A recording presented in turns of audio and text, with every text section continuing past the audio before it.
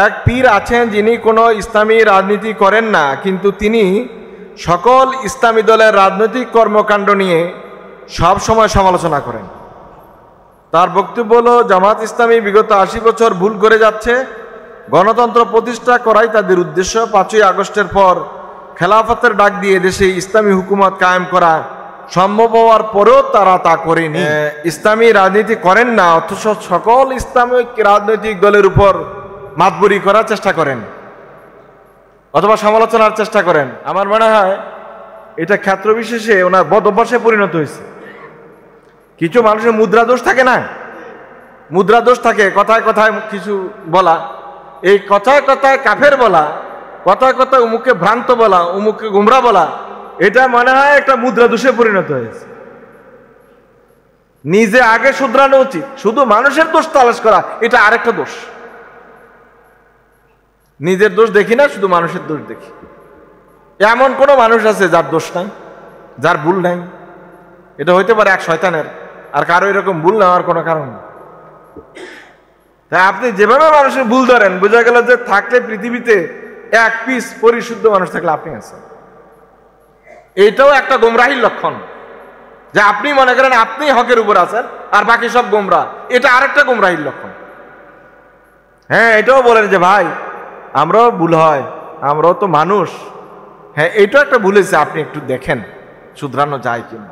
আমরাও ভুল করি, তবে আপনার ভুলটা আমার চোখে পড়ছে। এক মোমেন্ট আরেক মোমেন্টের আয়না হিসেবে আপনাকে বললাম, দেখেন শুধরানো যায় কিনা। ছোটখাটো জিনিস, অপ্রয়োজনীয় জিনিস নিয়েও এইরকম মানুষকে কথা বলা, এগুলো অসুন্দর। বিশেষত ওলামায়ে কেরামদের পক্ষ থেকে এটা কখনো আশাই করা যায় না।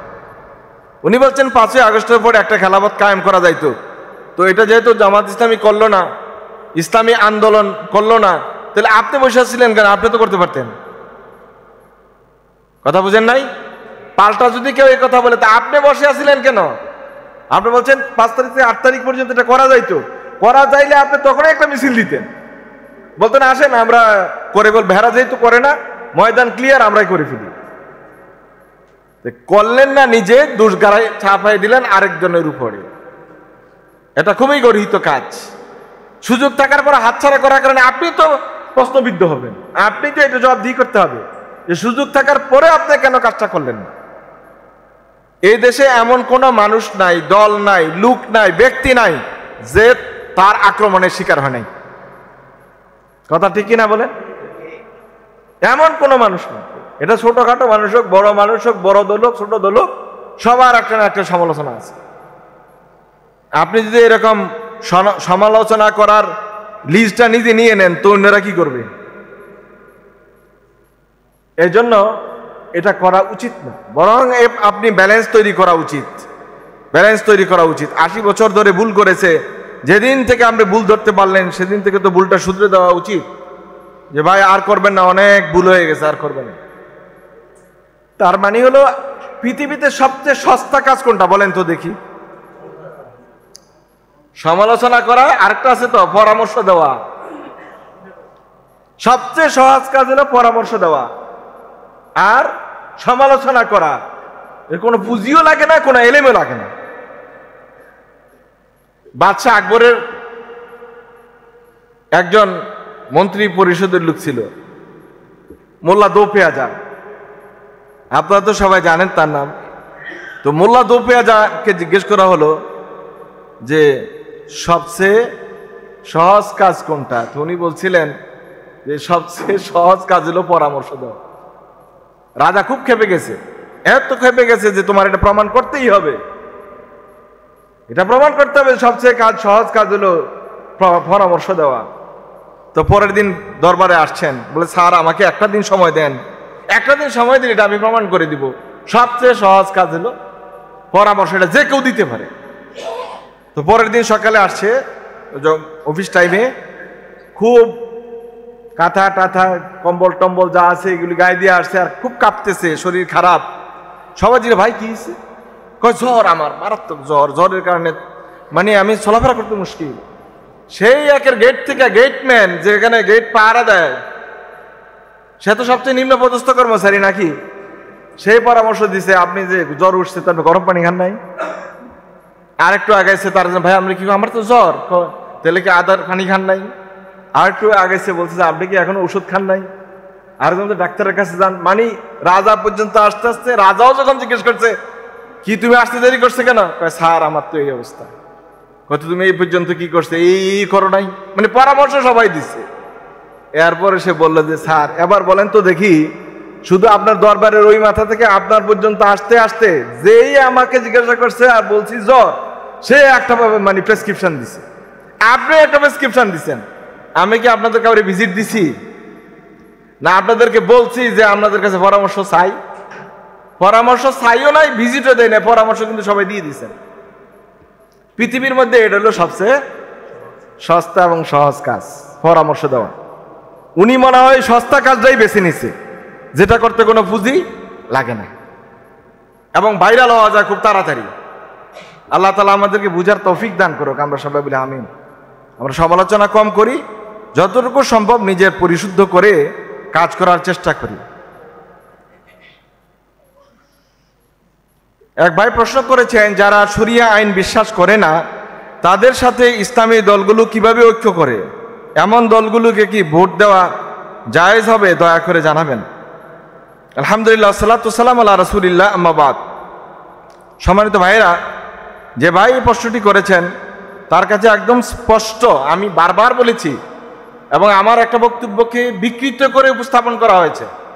আমি বলেছি যে যারা ইসলামের পক্ষে ভোট দিবে না তাদের ঈমান থাকার কোনো সুযোগ নাই। আজকেও বললাম, জানি না এর আগে আবার জামাত লাগাই দেয় কিনা, দিয়ে এটা প্রচার করবে জামাত ইসলামীকে ভোট না দিলে ঈমান থাকবে না। আমি বললাম যারা ইসলামের পক্ষে ভোট দেয় না অথচ মুসলমান, তার ঈমান থাকার কোনো সুযোগ নাই। আর ওখানে শব্দটা লাগাই দিয়েছে জামাত ইসলামীকে যারা ভোট দেয় না তাদের ঈমান থাকার সুযোগ নেই। দেখেন কতটা দুষ্ট হইলে পরে এই কাজ করা সম্ভব। বাংলাদেশে এমন একজন আলেম আপনি পাবেন না, বাংলাদেশে নয় শুধু গোটা পৃথিবীতে, যিনি একথা বলবেন যে ইসলামের বিপক্ষে ভোট দেওয়ার পরে ঈমান থেকে যায়, একজন আলেম দেখাতে পারবেন না। উলামায়ে কেরাম রিদওয়ানুল্লাহি তাআলা আলাইহিম আজমাইন এই বিষয়ে একমত যে ইসলামের বিপক্ষ শক্তিকে ভোট দেওয়া ঈমানদারের জন্য কোনোই সুযোগ নেই। কারণ আপনার ফতো আপনি দিবেন, এই ফতো আমার দেওয়ার কাজ না। যে যারা এই কথার ঘোষণা দেয় যে আমরা শরিয়া মানি না, তাদেরকে ভোট দিবেন কি দিবেন এটা আপনার ব্যাপার, সেই রায় তো আমি দিব না। কিন্তু উলামায়ে কেরামদের ফতো হলো এটা আমি আপনাকে জানিয়ে দিতে পারি। এ সম্পর্কে একটা বই এখন বাজারে আছে, আপনারা নিয়ে নিতে পারেন, খুব স্বল্প দামের একটা বই আছে, ভোট কাকে দিব কেন দিব। এখানে 5-7জন উলামায়ে কেরামদের রিসেন্ট উলামাদের ফতোয়া রয়েছে। সুতরাং এই বিষয়টা একদম দিবালোকের মতো স্পষ্ট। যদি আমি মনে করি আমার ঈমান আছে, যদি আমি মনে করি আমি আখিরাতে বিশ্বাস করি, যদি আমি মনে করি যে আল্লাহর জমিনে আল্লাহর দ্বীনকে বাস্তবায়ন করা ফরজ, তাহলে অবশ্যই আপনি যে কোনো ইসলামী দলকেই ভোট দিবেন।